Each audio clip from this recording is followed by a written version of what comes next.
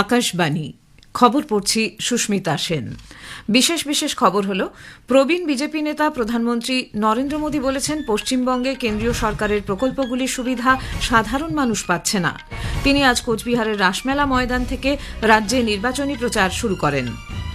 তৃণমূল কংগ্রেস নেত্রী মুখ্যমন্ত্রী মমতা ব্যানার্জি রাজ্যে আধিকারিকদের বদলি করা প্রসঙ্গে নির্বাচন কমিশনের ভূমিকার কড়া সমালোচনা করেছেন।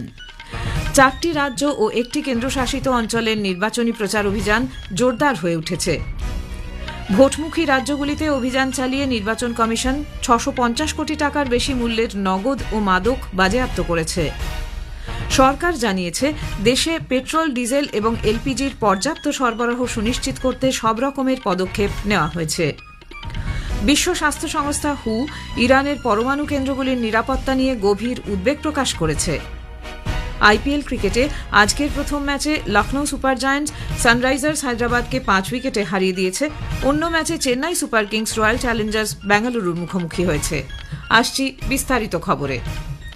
প্রবীণ বিজেপি নেতা প্রধানমন্ত্রী নরেন্দ্র মোদী বলেছেন, পশ্চিমবঙ্গের উন্নয়ন থমকে গেছে, রাজ্যের উন্নতি তলানিতে এসে ঠেকেছে। কেন্দ্রীয় সরকারের প্রকল্পগুলির সুবিধা সাধারণ মানুষ পাচ্ছেন না।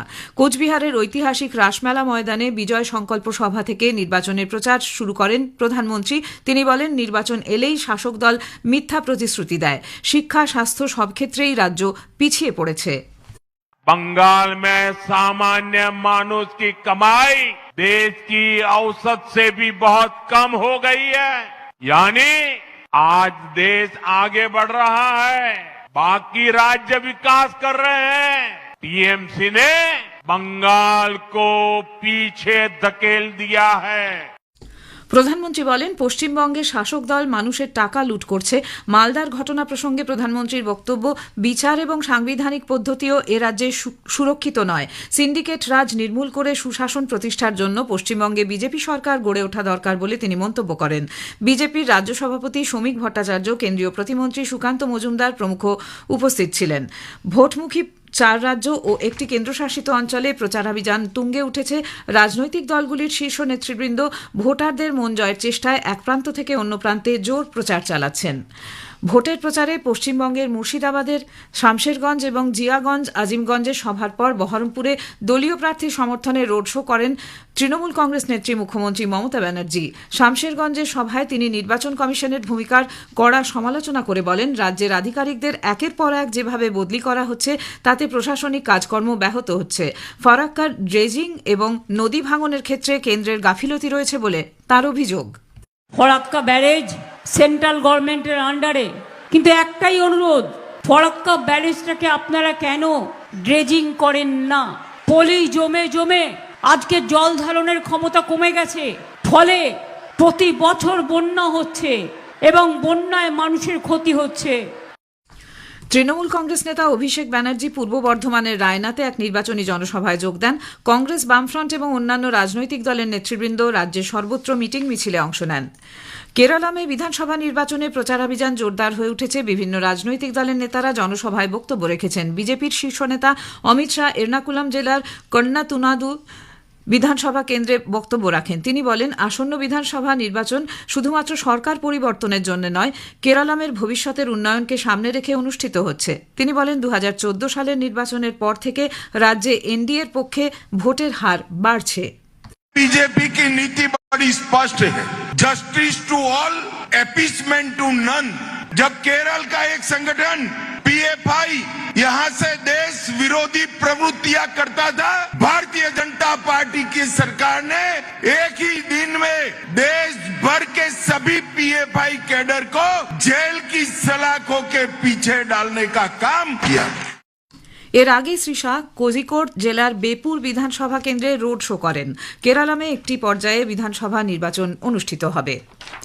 সুপ্রিম কোর্টের নির্দেশে পশ্চিমবঙ্গের ফরাক্কার কংগ্রেস প্রার্থী মেহতাব শেখের নামের দ্রুত নিষ্পত্তি করেছে এসআইআর ট্রাইব্যুনাল।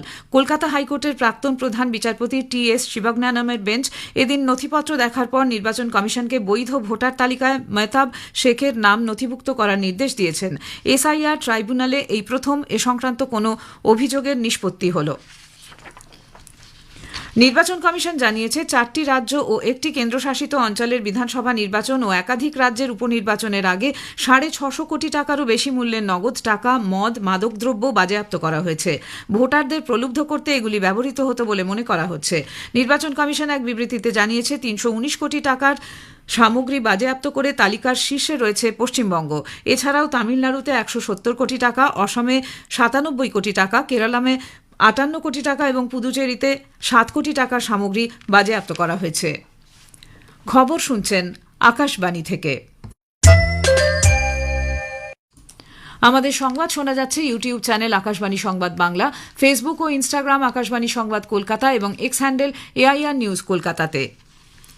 সরকার জানিয়েছে দেশে পেট্রোল, ডিজেল এবং এলপিজির পর্যাপ্ত সরবরাহ সুনিশ্চিত করতে সমস্ত রকমের পদক্ষেপ নেওয়া হয়েছে। খুব প্রয়োজন ছাড়া গ্রাহকদের ডিজিটাল মোডেই এলপিজি সিলিন্ডার বুকিংয়ের পরামর্শ দেওয়া হয়েছে। পেট্রোলিয়াম এবং প্রাকৃতিক গ্যাস মন্ত্রক জানিয়েছে এই পদ্ধতিতে এলপিজি সরবরাহ চলতি বছরের ফেব্রুয়ারি মাসে 53% থেকে বৃদ্ধি পেয়ে গতকাল পর্যন্ত 90% পৌঁছেছে। মন্ত্রক থেকে আরও জানানো হয়েছে গতকাল পর্যন্ত 5 কেজি ওজনের FTL সিলিন্ডার 90,000-এরও বেশি বিক্রি হয়েছে। এ ধরনের সিলিন্ডার ডিস্ট্রিবিউটরদের কাছে পর্যাপ্ত আছে বলে জানানো হয়েছে। এদিকে বন্দর, জাহাজ চলাচল ও জলপথ মন্ত্রক জানিয়েছে ভারতীয় পতাকাবাহী সমস্ত জাহাজই নিরাপদে রয়েছে। বিদেশ মন্ত্রক জানিয়েছে পশ্চিম এশিয়া এবং উপসাগরীয় অঞ্চলের সামগ্রিক পরিস্থিতির ওপর তীক্ষ্ণ নজর রাখা হয়েছে। ইরানে অবস্থানরত 345 জন ভারতীয় মৎস্যজীবী গতকাল নিরাপদে দেশে ফিরেছেন। বিশ্ব স্বাস্থ্য সংস্থা হুর মহানির্দেশক টেড্রস আধানম ঘেব্রেইয়েসুস ইরানের পরমাণু কেন্দ্রগুলির নিরাপত্তা নিয়ে গভীর উদ্বেগ প্রকাশ করেছেন। সমাজ মাধ্যমে এক বার্তায় সতর্ক করে দিয়ে তিনি বলেছেন, এই পরমাণু কেন্দ্রগুলির ওপর যে কোনো ধরনের আঘাত মানব স্বাস্থ্যের ক্ষেত্রে বিপর্যয় ডেকে আনতে পারে। তিনি বলেন, শান্তির মাধ্যমেই উত্তেজনা প্রশমন করতে হবে। উল্লেখ্য, বুশেহর পরমাণু বিদ্যুৎ কেন্দ্রের কাছে একটি বিস্ফোরণের ঘটনার প্রেক্ষিতে তিনি এই মন্তব্য করেন। আন্তর্জাতিক পরমাণু শক্তি সংস্থা IAEA জানিয়েছে ওই কেন্দ্রের এক নিরাপত্তা কর্মী নিহত হয়েছেন। এছাড়াও বিস্ফোরণের আঘাতে একটি ভবনের ক্ষতি হয়েছে। ইরান দাবি করেছে মার্কিন যুক্তরাষ্ট্র দক্ষিণ ইস্পাহানে উদ্ধার কাজ চালানোর সময় যথেষ্ট ক্ষতির মুখে পড়েছে।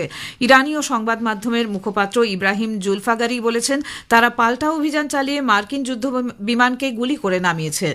এই অভিযানে মার্কিন বাহিনী ব্যর্থ হয়েছে বলে তাদের অভিমত। এর আগে মার্কিন রাষ্ট্রপতি ডোনাল্ড ট্রাম্প জানিয়েছিলেন নিখোঁজ F-15 যুদ্ধ বিমানের ক্রু সদস্যকে তারা সাফল্যের সঙ্গে উদ্ধার করেছেন। সামাজিক মাধ্যমে পোস্ট করে ট্রাম্প বলেন, উদ্ধার হওয়া ওই বিমান চালক আহত হয়েছেন, তবে সেরে উঠবেন বলে আশা করা যায়। বিমান ভেঙে পড়ার পর তিনি ইরানের দুর্গম পার্বত্য এলাকায় আশ্রয় নিয়েছিলেন এবং তল্লাশির পর তার খোঁজ মিলেছে।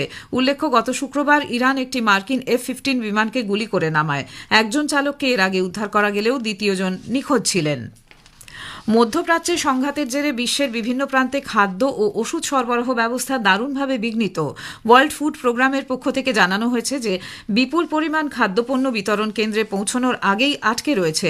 সুদান এবং সোমালিয়ায় ওষুধপত্র সরবরাহ থমকে গেছে। কোভিড অতিমারির পর এইসব নিত্য প্রয়োজনীয় পণ্যের সরবরাহ শৃঙ্খল এতটা শোচনীয় অবস্থায় আগে কখনো পড়েনি। হরমুজ প্রণালী বন্ধ থাকার পাশাপাশি মার্কিন যুক্তরাষ্ট্র ত্রাণ সহায়তার ক্ষেত্রে ব্যাপক কাটছাঁট করায় পরিস্থিতি আরও ঘোরালো হয়ে উঠেছে। দেশের প্রাক্তন উপপ্রধানমন্ত্রী বাবু জগজীবন রামের জন্মবার্ষিকীতে আজ প্রয়াত নেতার প্রতি শ্রদ্ধা জানাচ্ছে সারা দেশ।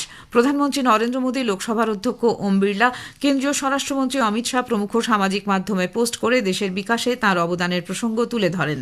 প্রশাসক হিসেবে জগজীবন রামের সাফল্য সুবিদিত। কেন্দ্রীয় খাদ্যমন্ত্রী এবং প্রতিরক্ষা মন্ত্রী হিসেবে তাঁর সাফল্য ইতিহাসের পাতায় জায়গা করে নিয়েছে। সমাজের দুর্বলতর গোষ্ঠীর প্রতিনিধি এই নেতা দেশ স্বাধীন হওয়ার আগে থেকে গুরুত্বপূর্ণ নানা দায়িত্ব সামলেছেন।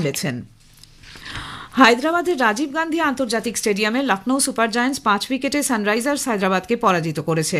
প্রথমে ব্যাট করে সানরাইজার্স হায়দ্রাবাদ জয়ের জন্য লখনৌ সুপার জায়ান্টসের সামনে 157 রানের লক্ষ্যমাত্রা রেখেছিল। লখনৌ এক বল বাকি থাকতে প্রয়োজনীয় রান তুলে নেয়। এর আগে লখনৌ সুপার জায়ান্ট টসে জিতে সানরাইজার্স হায়দ্রাবাদকে ব্যাট করতে পাঠায়। সানরাইজার্স নির্ধারিত 20 ওভারে 9 উইকেটে 156 রান করে। অন্য ম্যাচে বেঙ্গালুরুর চিন্নাস্বামী স্টেডিয়ামে Chennai Super Kings Royal Challengers Bengaluru মুখোমুখি হয়েছে। চেন্নাই টসে জিতে বেঙ্গালুরুকে ব্যাট করতে পাঠিয়েছে। শেষ করার আগে খবরের বিশেষ কিছু অংশ আরেকবার। প্রবীণ বিজেপি নেতা প্রধানমন্ত্রী নরেন্দ্র মোদী বলেছেন, পশ্চিমবঙ্গে কেন্দ্রীয় সরকারের প্রকল্পগুলির সুবিধা সাধারণ মানুষ পাচ্ছেন না। তিনি আজ কোচবিহারের রাসমেলা ময়দান থেকে রাজ্যে নির্বাচনী প্রচার শুরু করেন। তৃণমূল কংগ্রেস নেত্রী মুখ্যমন্ত্রী মমতা ব্যানার্জি রাজ্যে আধিকারিকদের বদলি করা প্রসঙ্গে নির্বাচন কমিশনের ভূমিকার কড়া সমালোচনা করেছেন। ভোটমুখী রাজ্যগুলিতে অভিযান চালিয়ে নির্বাচন কমিশন 650 কোটি টাকার বেশি মূল্যের নগদ ও মাদক বাজেয়াপ্ত করেছে। খবর এখনকার মতো এ পর্যন্ত। এরপরে শুনবেন স্থানীয় সংবাদ 7:50 মিনিটে।